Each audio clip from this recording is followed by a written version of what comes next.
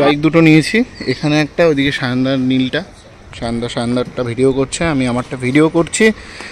আর এখানে কিন্তু পাসপোর্ট জমা রাখতে হয়েছে।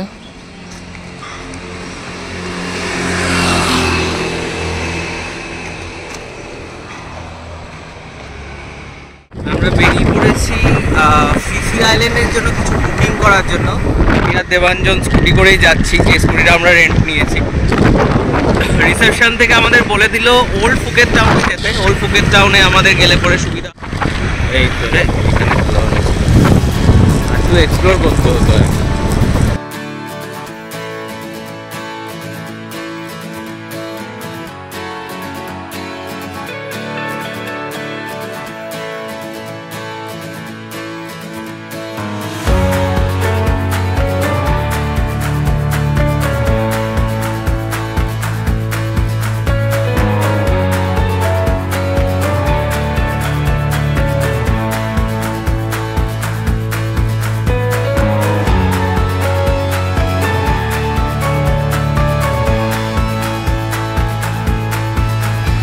ওল্ড টাউন ফুকেট স্ট্রিটে এসেছিলাম। তো দুটো তিনটে জায়গায় আমরা নর্মালি ক্যালকুলেশন করছি। তো তিনটে লিফলেট আমাদের হাতে রয়েছে, বিভিন্ন জায়গায় বিভিন্ন রকম প্রাইস। একটা দুটো আইসল্যান্ড ছেড়ে মোটামুটি একই। এখানে নর্মালি লেখা আছে 3200 ভাট করে, কিন্তু সবার প্রাইস মোটামুটি 1500 থেকে 1700-র মধ্যে। তো আমরা এখন রেডি হতে পারিনি কোনটা নেব, আরও একটু বার্গেনিং চলছে, আর একটু দেখবো আর কি। এটাই দেখা যাক কোনটা আমরা নিই, সেটা সিলেক্ট করে আমরা তারপরে দেখছি।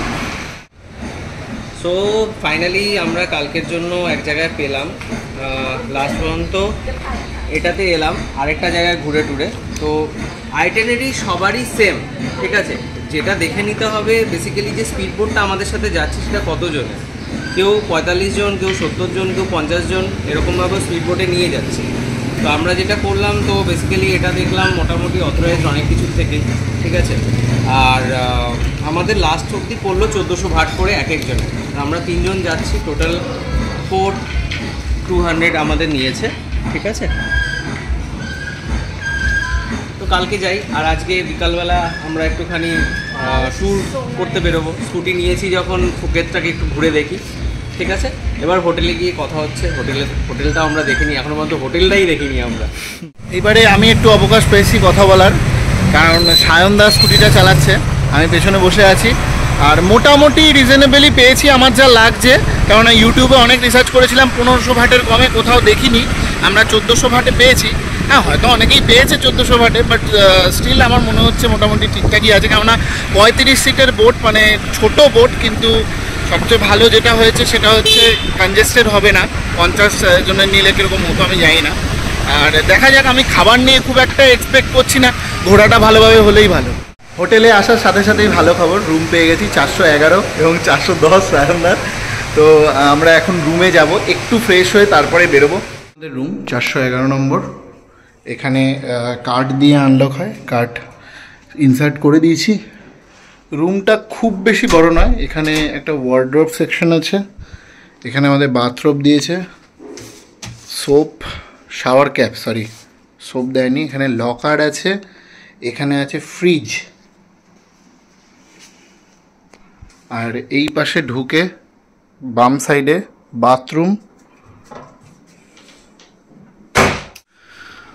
আর এই আমাদের রুম, রুমের মধ্যে এসি আছে, টিভি আছে, একটা বড় আয়না আছে যেটা আমরা আগস্টে মিস করছিলাম।